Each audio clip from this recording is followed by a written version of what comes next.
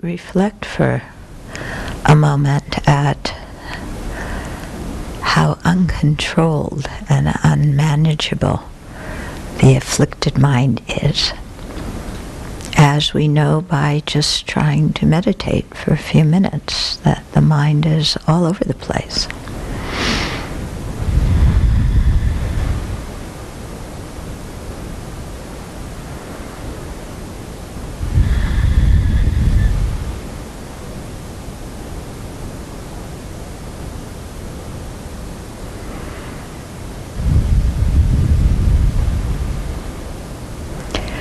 And reflect at how inconsistent our mind is.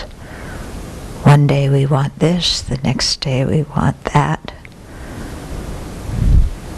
In other words, how unstable, how unpredictable the afflictions make the mind.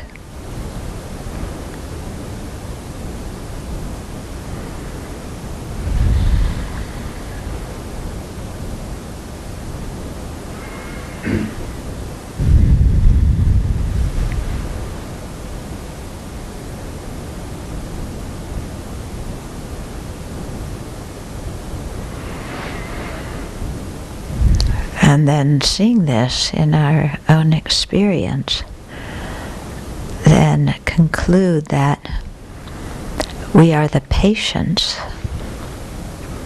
who are suffering from afflictions and karma.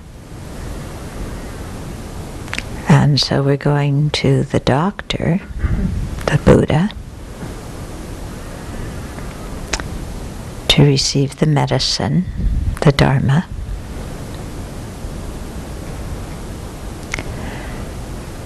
And then the important step to take the medicine with the help of the Sangha.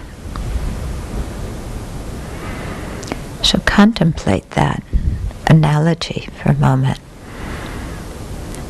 Try and create that perspective for listening to the teachings.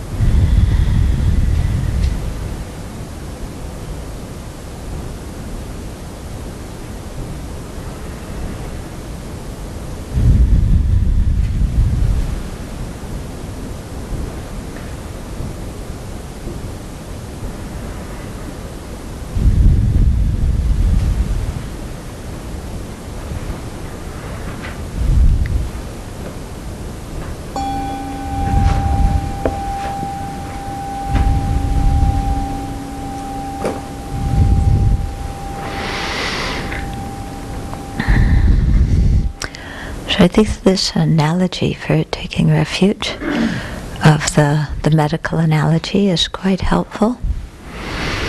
Yeah, and we might use it to even reflect on how we relate to ordinary doctors. Some of us get sick and we don't go to the doctor. And here I'm assuming you have insurance, you have money. But we don't go to the doctor and we say, I'm going to cure myself. Even though we're really sick. Then we finally break down and go to the doctor, and the doctor gives us a diagnosis, and we say, I don't think that's the right one. I don't think that's what I really have. And then the doctor prescribes some medicine, and we say, I don't want to take that. That medicine, I don't want to take that. I don't like that. It just, yeah. It's true, isn't it? Yeah, do you go to the just the regular doctor this way? Yeah. And then, when we finally decide, well, maybe we need to take the medicine, then the Sangha says, take this, and the nurse say this, this. And we say, I don't want to do it in that order. I only want to take one pill at a time. I only want to take the pretty ones first. I only want this, I want that. I'm going to do it all on my terms. It's interesting, isn't it? Just how a regular doctor, we have so much negotiation to go through. So we kind of come to the Buddha, the Buddha who is omniscient, who has actualized the path, with the same kind of mind. Well, I'm miserable, but I don't need to go to Dharma teachings. I'll figure it out. And we finally break down and go to Dharma teachings, and Buddha says, you're suffering from afflictions and karma. And we say, no, I'm not. I'm suffering because these people are so obnoxious, and they schedule this and that, etc. And then finally, maybe we decide we, should listen to the teachings. But, I don't agree with them. Yeah, this teacher doesn't know what they're talking about. The text, what the Buddha said, he didn't know what he was talking about.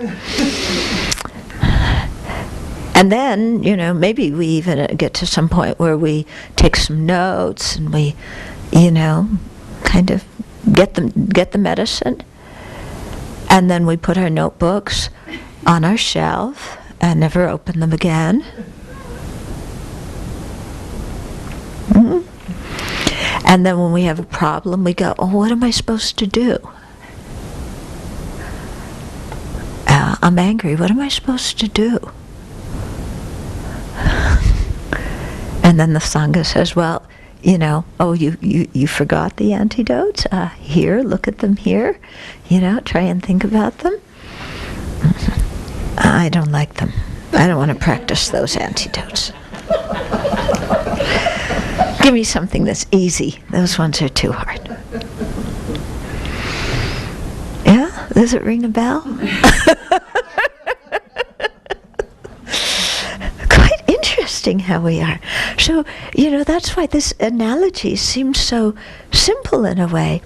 But to really get our minds into the mentality of I am a patient, I am not the doctor. I like to think that I'm the doctor. Yeah. But I'm really not. That's why after eons of revolving in cyclic existence, I'm still not out, So maybe I need to kind of be a little bit more humble and listen and give the Dharma antidotes a try. Same as when we go to an ordinary doctor. If we go, we might as well try the medicine and the treatment they prescribe. Otherwise, why did we go? So that they can confirm that we're sick. But we don't like the diagnosis they gave about why we're sick. We just want them to confirm we're sick so we can feel sorry for ourselves. Yeah. So, we have, it's a very good analogy to really reflect on. Yeah, what kind of patient am I? Because the thing is, who is it done for? Is it done for the benefit of the doctor, or is it done for the benefit of the patient? Yeah? Is the Buddha teaching? Did he teach all these discourses and the great masters write all these commentaries for their own benefit? No, they did all of that for our benefit. Yeah. So our not taking the medicine is not something that harms the Buddha, it's something that harms us. In the same way that, when we're sick, if we don't follow the doctor's instructions, it's not the doctor that suffers, it's us. Okay?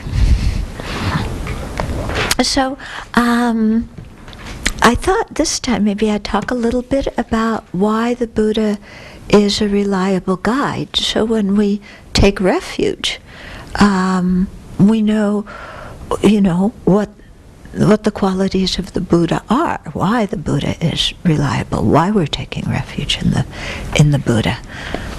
Okay, so I thought I would go through just very briefly some of the things in the sutras where they talk about the Buddha's qualities. And when we hear some of these descriptions about the kinds of things that the Buddha knows, it seems, to our limited mind, it can seem like, well, I don't really know. How could somebody know this kind of stuff? But when we look at it that way, that's because we're thinking that our way of knowing is the highest human beings can ever attain. But as we realize that our own minds are obscured, we might also get a sense that when those obscurations are removed, it might be possible to know things that now are not objects of knowledge for us. Okay? Because the nature of the mind is clear and aware, so it has the nature of being able to reflect objects and engage with objects. And the only thing that prevents the mind from doing that is different hindrances. So, if I go like that, I can't see. That doesn't mean seeing is impossible, but there's a hindrance to my eyes seeing. Okay? Or if we're at a distance, we can't see something. Yeah? But similarly, if our mind is clouded and confused, then also we can't know a lot of things, simply because the mirror is filthy. A mirror from its own side has the nature to reflect everything that's in front of it, but when it's dirty, it can't reflect very much. So it's the same with our mind. So when we get some sense of it, and that it is possible to clear the mind of the defilements, then when we hear about the qualities of the Buddha, they seem possible. Because we're no longer looking from the very limited, confined view of our own samsaric mind, thinking that only what I perceive exists, and anything that I don't perceive doesn't exist. Which, if we think about it, is really kind of silly, because we don't see the back of our head, but it exists. And, animals hear sounds that we can't hear. There's lots of things going on that our senses can't contact. Should have a little bit of openness. Okay, so I'm looking in the Pali Suttas right now. This particular one's called the Greater Discourse on the Lion's Roar. And they often make the analogy to the teaching, that teaching the Dharma is like the roar of a lion. When a lion roars, everyone else is quiet. Because of the power of the lion. So in the same way, when the Buddha teaches, all the people who have wrong views are silent because they can't refute what the Buddha is saying. Okay? So here, the Buddha's talking to Sariputta. Okay? And this arose actually because, there was one layperson called Sunakata who was going around saying to people, the recluse Gautama, in other words the Buddha, does not have any superhuman states, any distinction in knowledge and vision worthy of the noble ones. The recluse Gautama teaches a Dhamma merely hammered out by reasoning, following his own line of inquiry as it occurs to him. And when he teaches the Dhamma to anybody, it leads him, when he practices, to the complete destruction. It doesn't lead the person who practices to the complete destruction of suffering. Okay? So this person was like really doubting what the Buddha was going on saying. So Shariputra kind of asked the Buddha, well, what do you think about this? And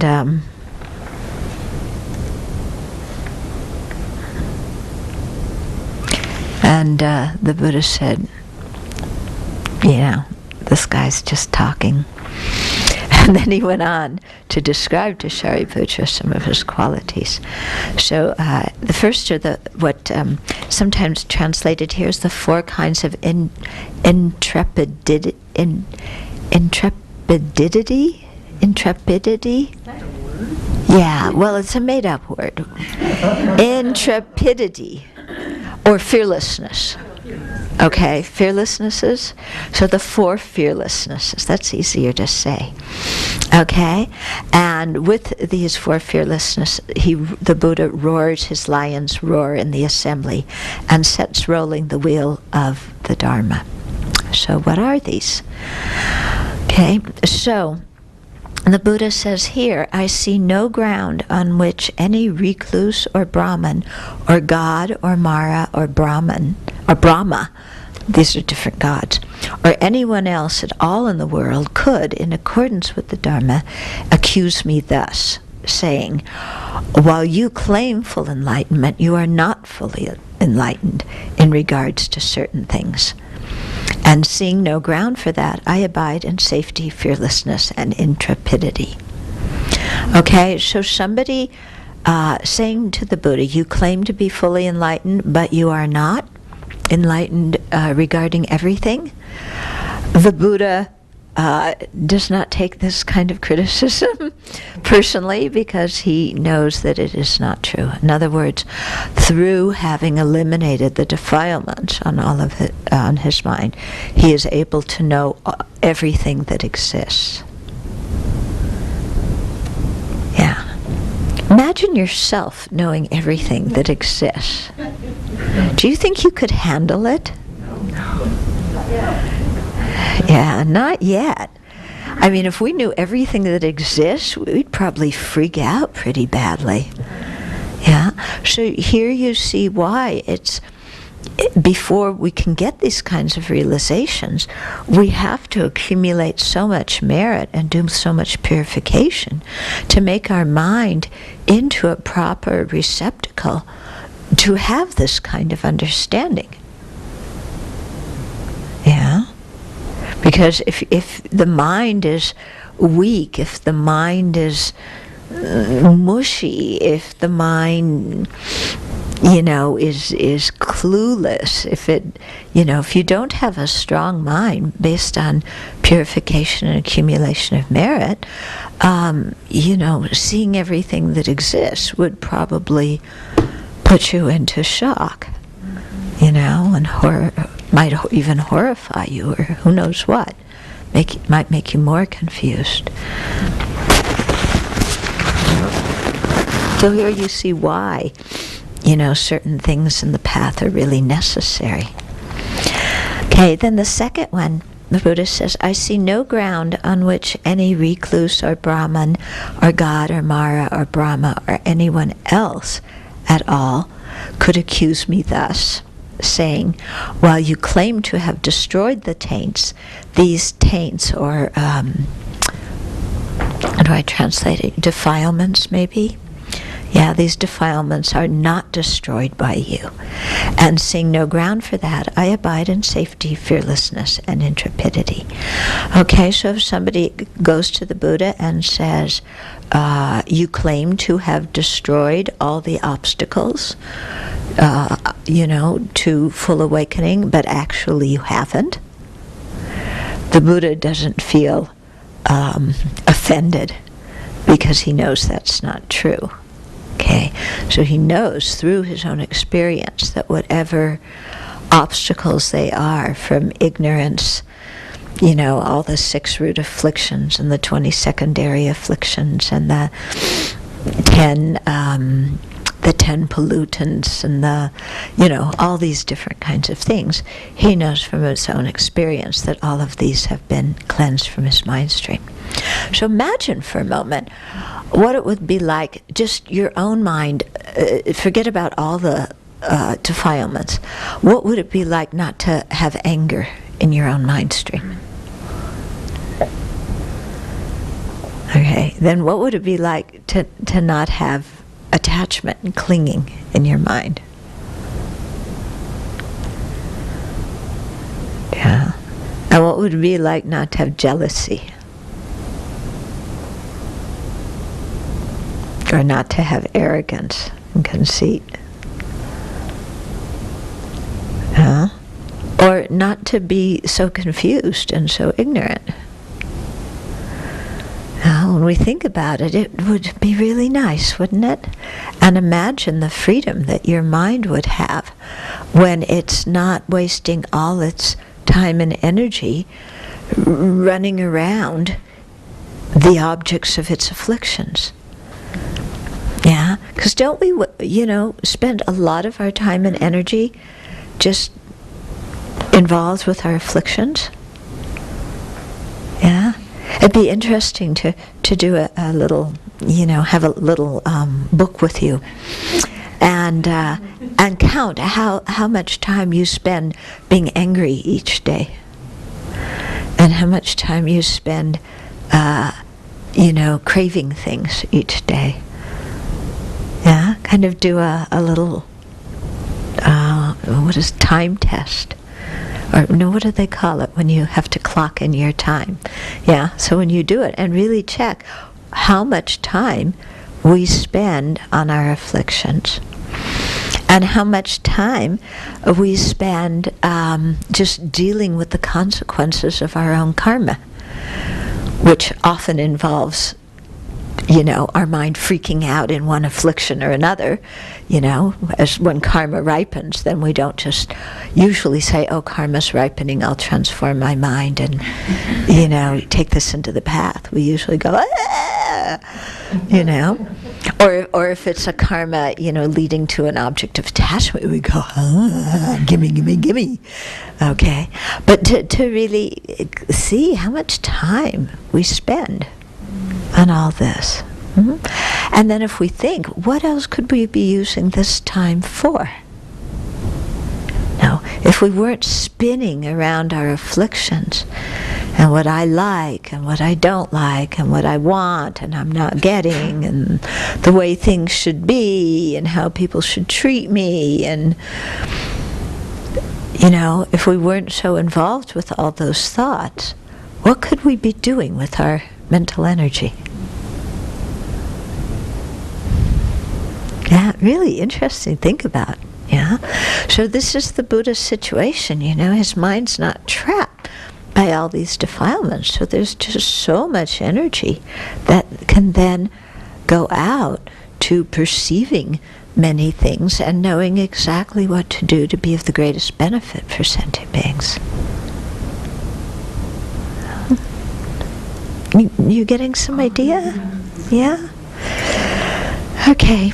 Then the third one, I see no ground on which any recluse or Brahman or God or Mara or Brahma or anyone else at all in the world could accuse me thus, saying, those things called obstructions by you are not able to obstruct one who engages in them. And seeing no ground for that, I abide in safety, fearlessness, and intrepidity.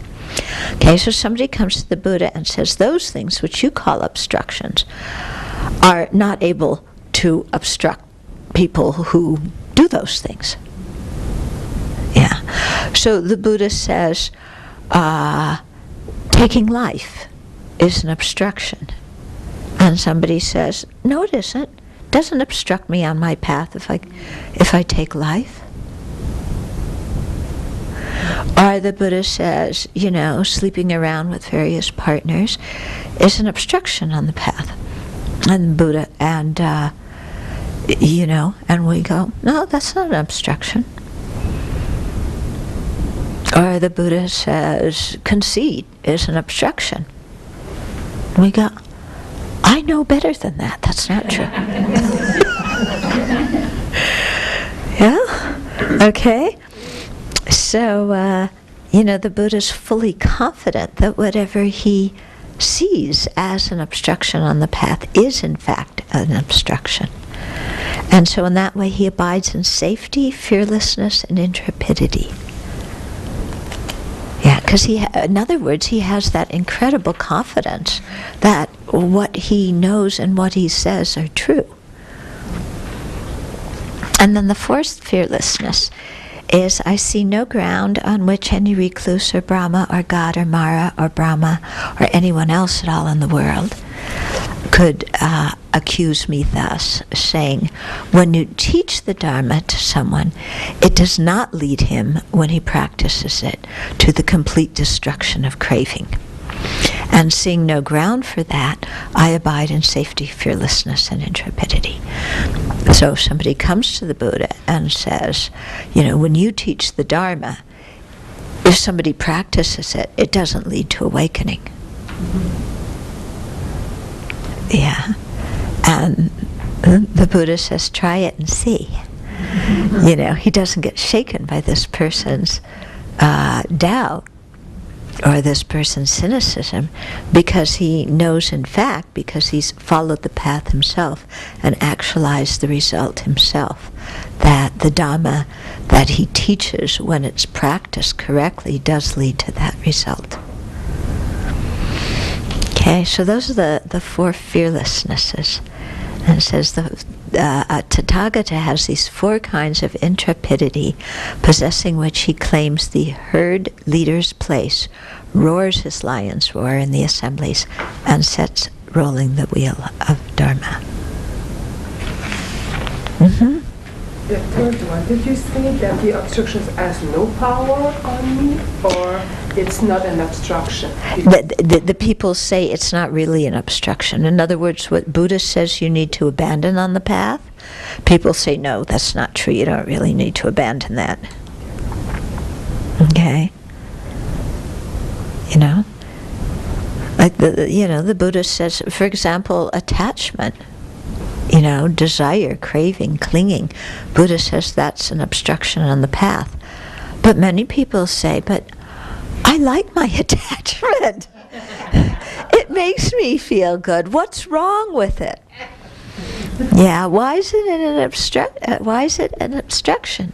And then the Buddha tries to explain how, when the mind is under the influence of craving and clinging and attachment, the kind of karma it creates, the way that craving and clinging nourish that karma and cause it to ripen, the way they propel cyclic existence to continue.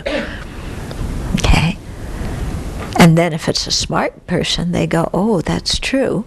And otherwise they just say, but I like my attachment. And if I give it up, I won't have any happiness in my life.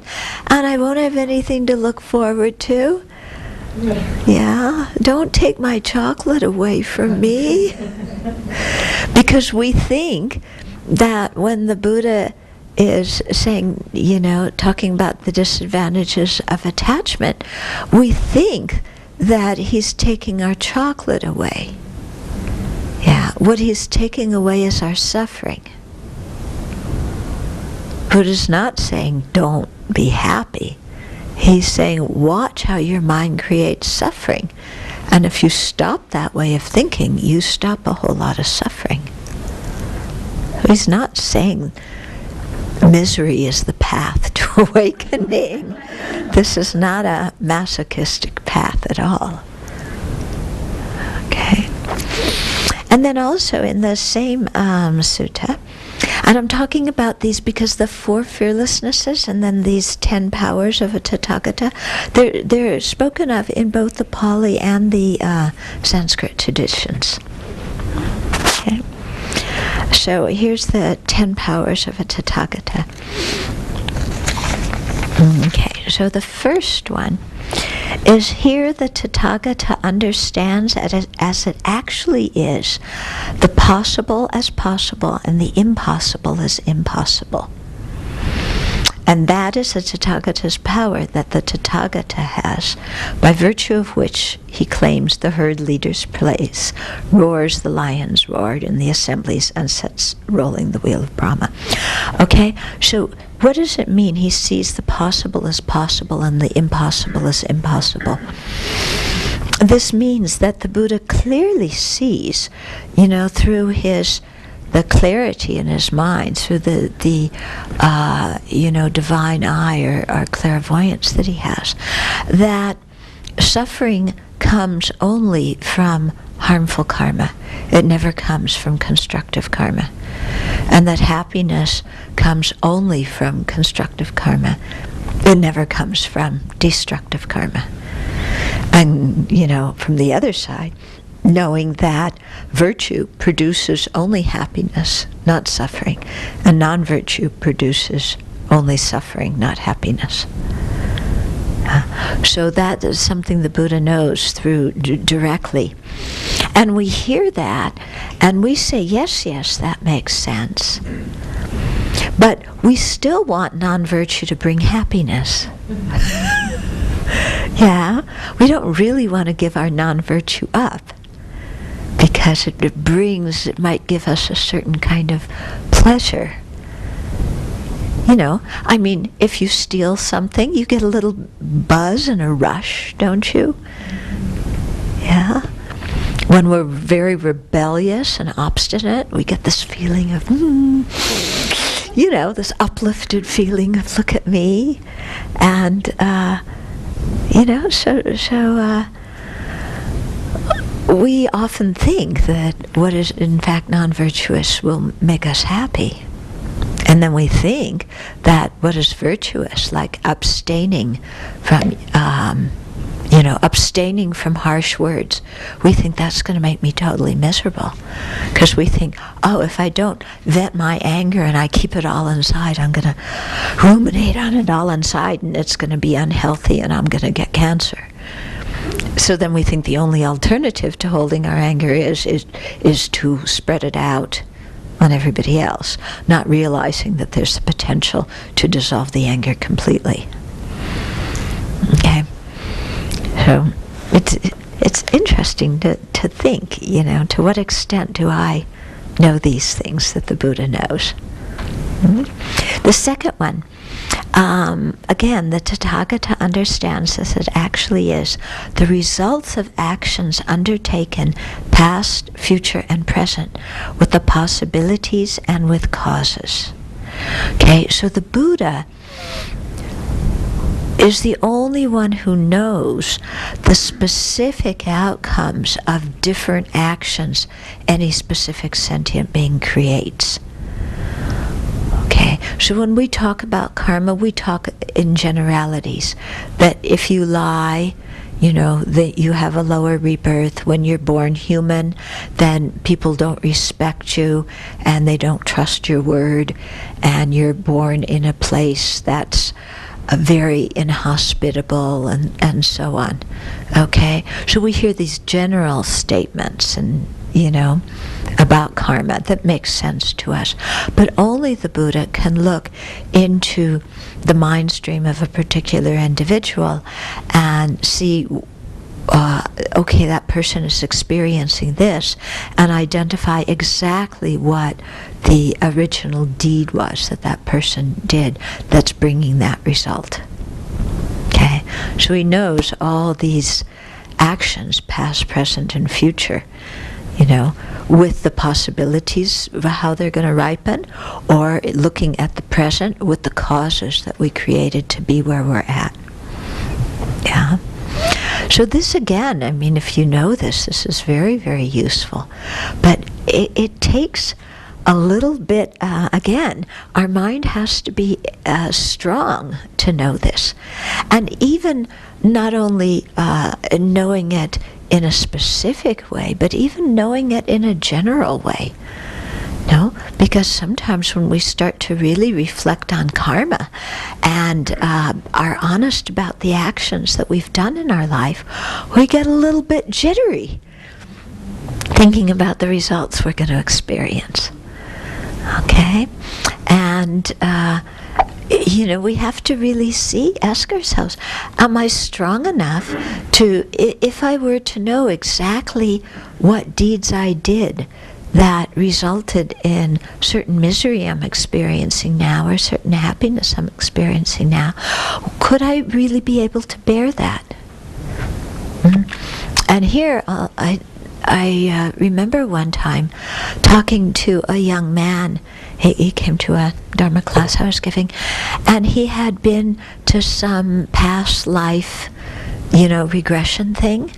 And he said, and I don't know how true or untrue these things are, okay? But regardless of whether what he saw was correct or not, what he said he saw was, I killed somebody in a previous life, and that totally freaked him out.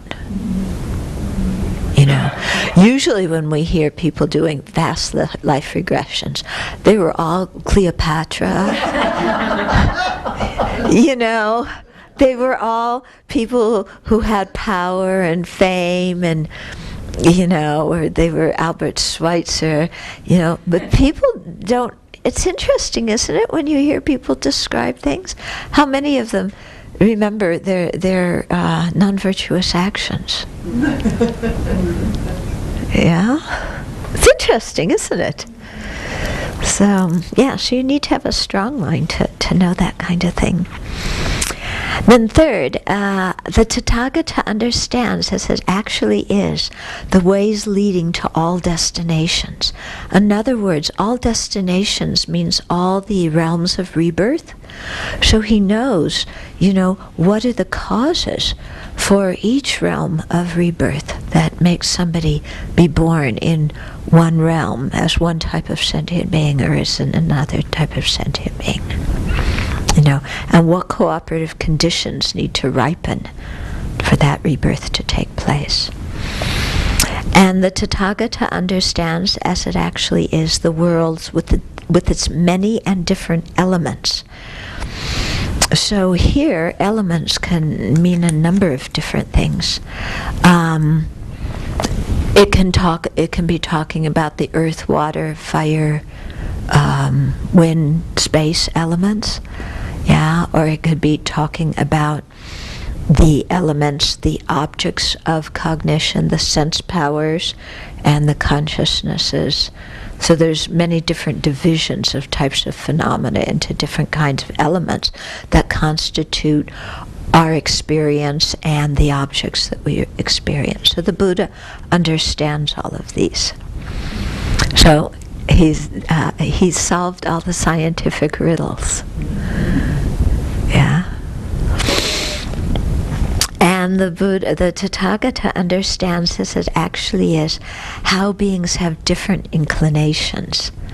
Okay, so the Buddha is able to see, who is inclined towards the hearer path, or towards the solitary realizer path, or towards the bodhisattva path. Who is inclined to do this kind of practice or that kind of practice.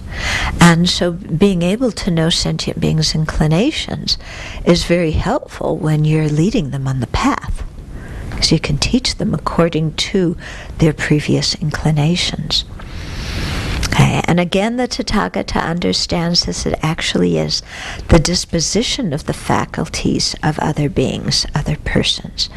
So he knows who has sharp faculties and who has dull faculties, who will follow the Dharma simply out of faith, who will follow the Dharma out of understanding and wisdom. Okay. So he sees what faculties are sharp, who has a lot of mindfulness and introspective awareness, and who doesn't. Who can concentrate their mind well and who can't. Then the Tathagata understands, as it actually is, the defilements, the cleansing, and the emergence in regards to the jhanas, liberations, concentrations, and attainments. Okay, so the jhanas refer to certain states of deep meditative concentration. The liberations refer also to the states of meditative absorption.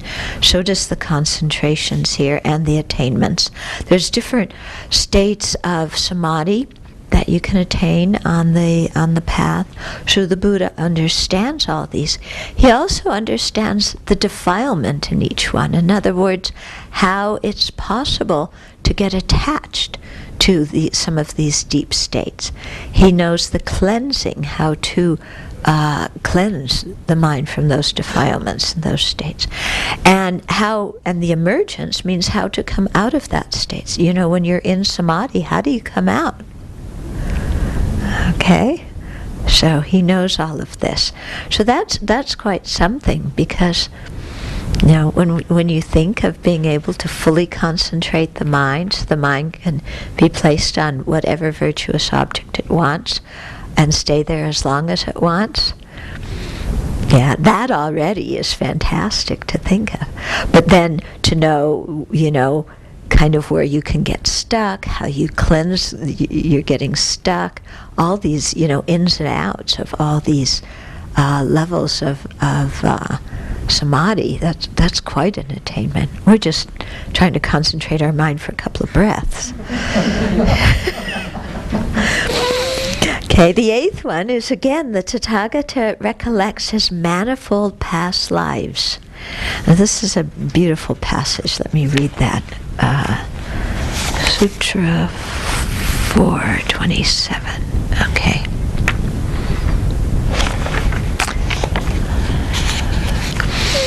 Okay. So the Buddha has the ability to turn his bright, purified, unblemished mind to the knowledge of recollections of past lives. So he says, I recollected my manifold past lives. That is 1 birth, 2 births, 3 births, 4 births, 5 births, 10 births, 20 births, 30 births, 40 births, 50 births, 100 births, 1,000 births, 100,000 births, many eons of world contraction, and many eons of world expansion, many eons of world contraction and expansion. So he knows in all of these. There I was so named, of such a clan, with such an appearance, such was my nutriment, such my experience of pleasure and pain, such was my lifespan. And passing away from there, I reappeared elsewhere, and there too I was named such and such, of such a clan, with such an appearance, such was my nutriment, the kind of food that I ate, such my experience of pleasure and pain, such my lifespan, and passing away from there, I reappeared here. And so knowing, this whole stream of previous lives.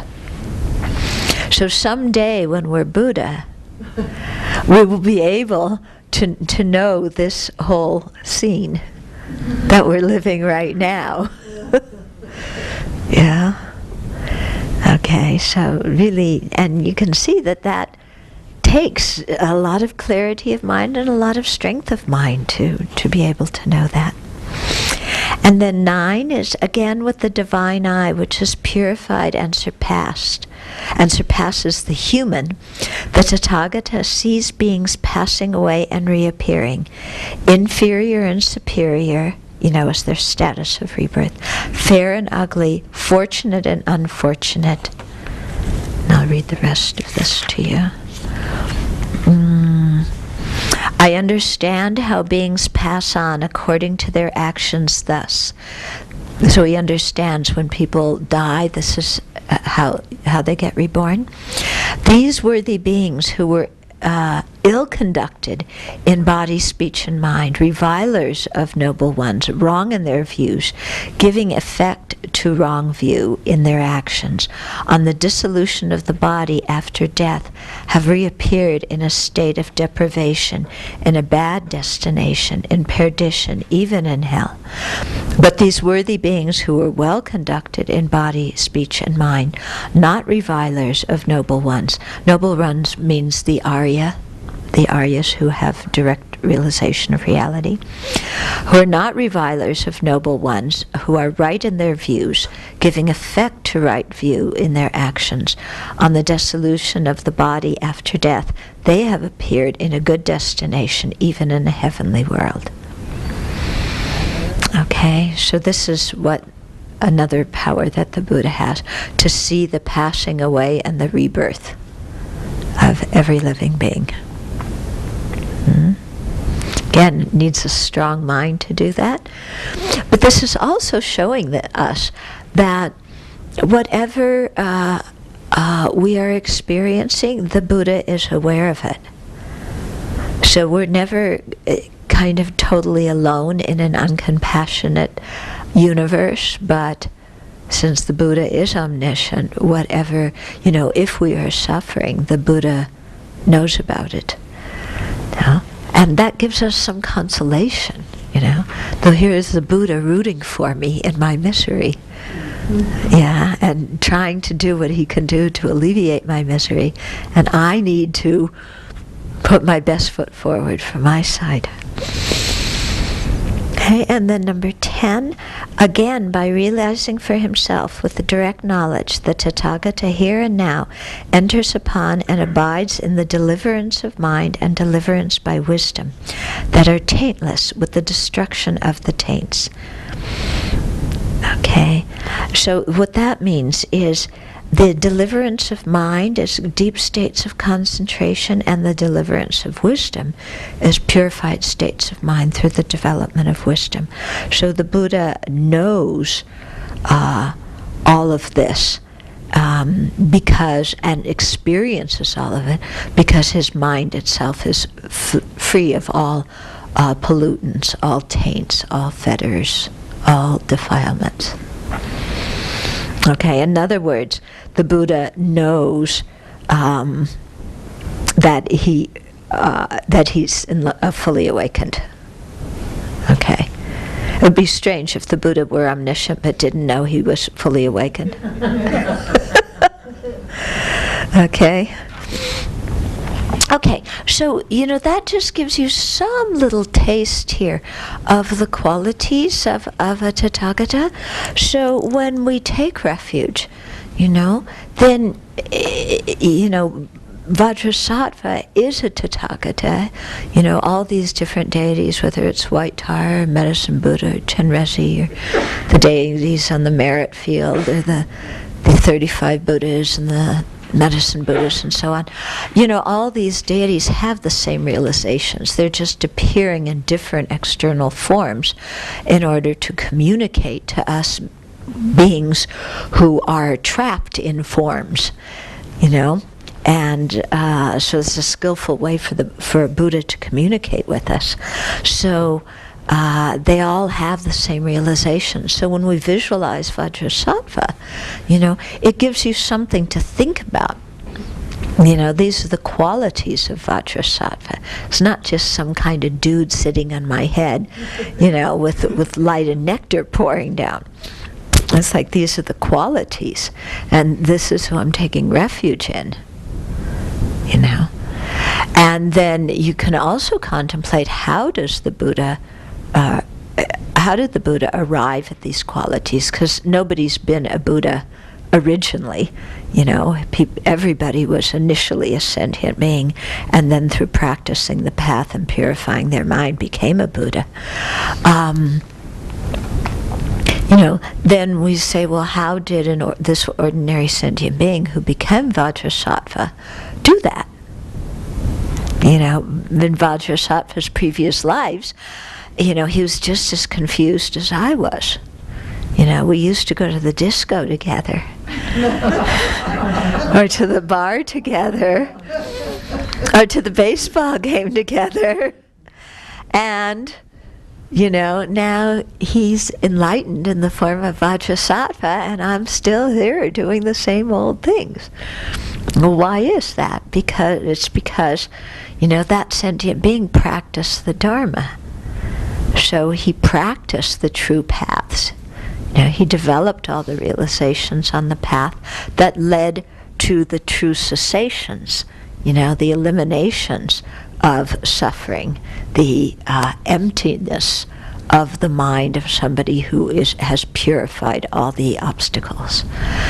So, that's how Vajrasattva got where he is. And then we know, okay, I can follow that same path that he is illustrating and that he's helping me to practice by purifying my mind, and then I can attain the state of Vajrasattva also. Okay? And so it's helpful to reflect on that, all these afflictions and defilements on our mind are something adventitious. Yeah, they haven't entered into the very nature of the mind, so the mind can be cleansed. Okay? It's like dirt is the nature of dirt, isn't it? You can't cleanse dirt from filth, because the nature of filth is dirt. Okay? But if you have a dirty cloth, the nature of the cloth is not dirt. The dirt is something that is on the cloth but can be eliminated. So similarly, when we talk about the nature of the mind, all these things that we don't like about ourselves, all of our anxiety and fear and anger and suspicion and all these things are not the nature of our mind. They're like the dirt on the cloth. The cloth can be cleaned of the dirt, our mind can be cleaned of these afflictions. So that's good news. Okay, questions so far?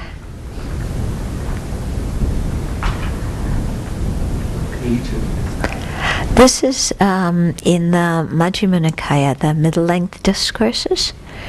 The 10 powers are on page 166, and the 4 fearlessnesses on 167. It's the greater discourse on the lion's roar. Yeah. This thing about the fearlessnesses, I am so struck. Like, if I think of the things that I'm afraid of, it's none of the things that even come up on his list. So, there's part of me that says, well, why don't you just call it the 4 confidences or something like that? So there's something in why it's called fearlessnesses, or what it demonstrates in terms of fear as I relate it to my own hysterical blubber, that I can't quite make the bridge. I get the confidence that the Buddha would have in just knowing all the things that are my knowledge. Well, he's fearless in knowing that he knows those things. In other words, the Buddha's not afflicted by self-doubt. And if somebody comes along and says, actually, you don't know what you think you know, the Buddha doesn't go, oh, maybe you're right. Maybe I really don't know any of these. Maybe I'm an ordinary sentient being after all. Because the Buddha knows through their own experience these things. So therefore they are fearless in terms of their own mental stability about this knowledge, and in terms of the ability to vocalize this to others. Yeah. Okay. Usually Buddhists don't go around telling other people, I'm a Buddha and I have this, that, and the other quality. The Buddha did in this situation because somebody was going around, saying the exact opposite and stirring up a lot of trouble and creating a lot of karma, negative karma. Okay. So, if somebody comes, the Buddha is self-assured that he knows all those things. Now, and if we also is fearless in the sense of, okay, doesn't doubt himself, but also doesn't get offended if somebody else says these things. Whereas us, we're afraid of the tiniest things, aren't we? Yeah, totally. Yeah. So it's a good example to think, one day it's actually possible to overcome all my fears and worries and anxieties. Does that help? Is that your question? I've always puzzled over it. Ever since I first heard this, I've puzzled. What's the link between your fear and the Buddha's fear? Your fear and fearlessness in the Yeah. Buddhas. Somehow, 'cause all of these are like somebody said something about the Buddha, which I totally would fall apart about.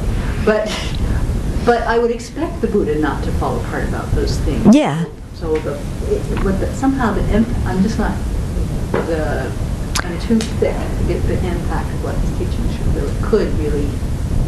But I'll keep working on it. Mhm. Well, just see how when people give you feedback, how you start to shake and tremble. And- yeah. You know, Yeah. and get full of self-doubt and, yeah. And then look also at the nature of your fears and how they keep you quite bound. And then think, oh, what would it be like to be free of all that? Yeah? To be fearless.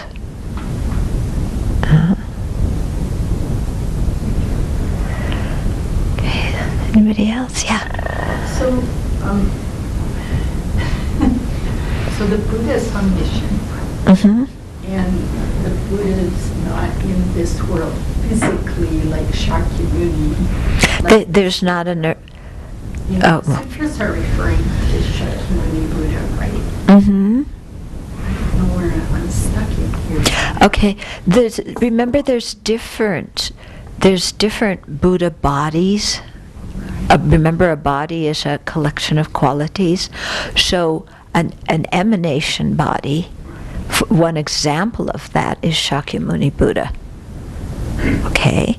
But then there's other examples. There could be other Buddhas in our world, but they're not wearing name tags. Okay?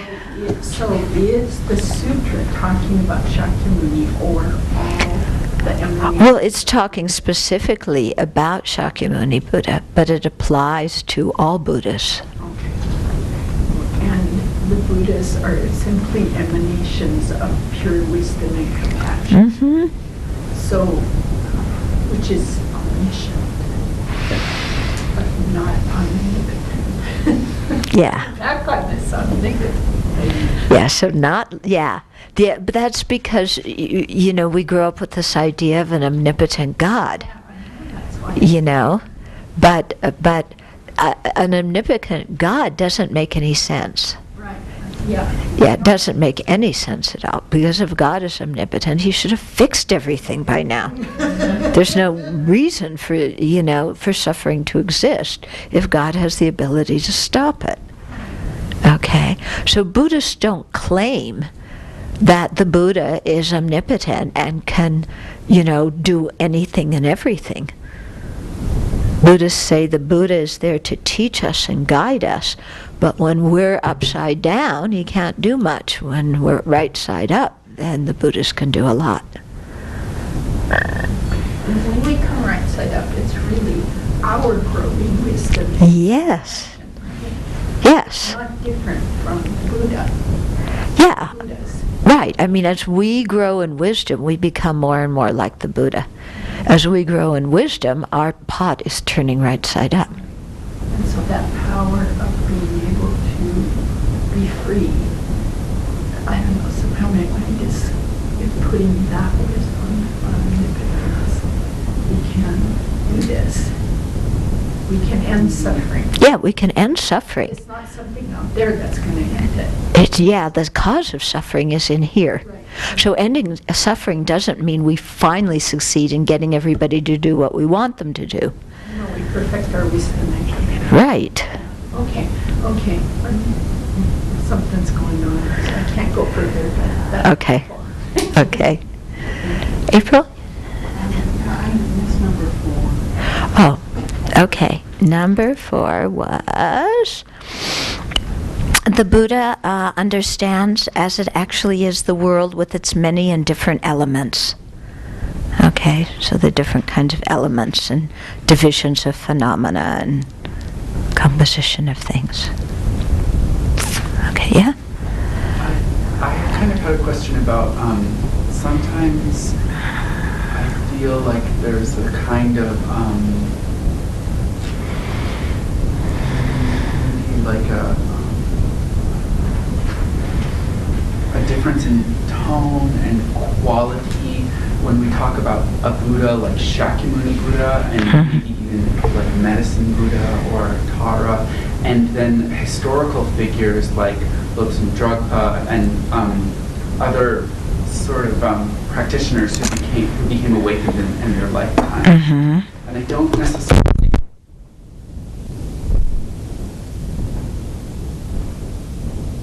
I feel like there might be a difference in their realizations or something. Okay, so you're saying when we talk about Buddhas such as Shakyamuni Buddha, who's the founder, so we trust that he's fully awakened. And then when we talk about the different emanations of the Buddha, medicine Buddha, Tara, we trust in their awakening. But when we talk about certain historical figures in the lineage, it's true, we're not sure if they're fully awakened. Many times they're given the titles, the omniscient so-and-so or the second Buddha or whatever it is. That doesn't necessarily mean they're fully awakened. Yeah, in the same way that somebody having the title Rinpoche doesn't mean that they necessarily have any realizations. So, yeah, but we respect all these lineage lamas because they certainly must have had something. When you read their works, what they're explaining isn't something written by dummies. Yeah. So it sounds like maybe referring to them as Buddhas or like Buddhas, we don't know what kind of mind stream they have, but it has more to do with the kind of respect that we show. Right. Yeah. I mean, even, who is it? I think, like Jay Rinpoche, he refutes Dopolpa up, down, and across, and yet Dopolpa has the title, the omniscient Dopolpa. And Jay Rinpoche sometimes will use that, but then he'll refute him and say, this guy is beyond even what the Buddha's talking about. Okay? So don't get fooled by names. Yeah. Okay, yeah? One of the things that in dealing with fear,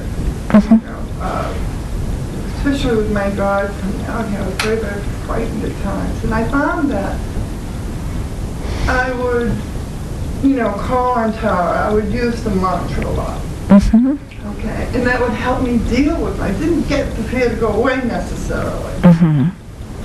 It was still there, but it wasn't controlling as much. It helped me to keep it at bay, if you will. So it was this balancing act at times. But I got here, so it worked. Yeah. I didn't turn around. I was able to continue. And I think that one of the things that I find, especially lately, is the ability to really use the tools. Right. Yeah. To really take the medicine. Yes, I guess that's what we're saying. Yes. Yeah. Use the tools, take the medicine, then It works. Yeah. Yeah. Okay, so I wanted to go through these a little bit. There's so much when you get into the section on refuge in the Lam Rim about the qualities of the Buddha, Dharma, and Sangha. And so for those of you who are going to do a longer Vajrasattva retreat, it's a wonderful opportunity to really study the refuge section of the Lam Rim so that you begin to understand who Vajrasattva actually is. And in the process of doing so, you're developing an understanding of what you can become. Because remember that all these different deities, another way to see them is they are a manifestation of our own potential in its fully awakened form. Yeah, so as we're studying these qualities, in the refuge section, where, you can look at the outer refuge, those beings who are already the Buddha and have the Dharma in their minds and are the Sanghas. and take refuge in those external beings, but we also take refuge in the internal beings. The Dharma we're going to actualize, that will be our actual refuge. The Sangha we will become, the Buddha we will become. Yeah, so it gives us some, I think, vision of what we can become, and that's very, very healthy for us, because usually our vision of what we can do and become in life is so small and so narrow, isn't it? Like, we just think, oh, well, I can do this job, and I can have this much income, and I can have this socioeconomic class, but I'm still always going to be me with all my hang-ups and neuroses and this, and I'll never get rid of them, and I'll grow up to be an old person just with the same old, junk that I have now. And, our vision of ourselves and what we can do in life is so like this. It's pathetic. We don't give ourselves any break, any like, whoa, what can I become? What can my mind know? What wonderful qualities can I develop? Yeah, but we always hear, I have such a bad temper, I can't really develop compassion. I just have a bad temper. The best I can do is maybe not yell so loud when I get mad. What kind of vision of ourselves is that?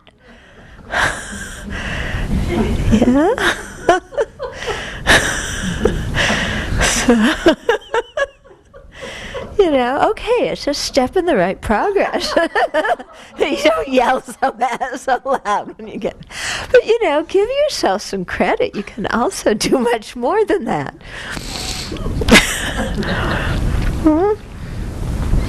Okay. So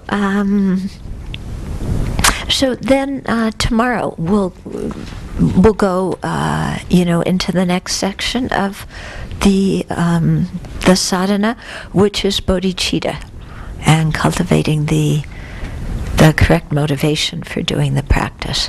Now, because when we talk about the four opponent powers for purifying, refuge and bodhicitta together constitute one of them. So they're very important parts of doing the sadhana, the practice. Okay.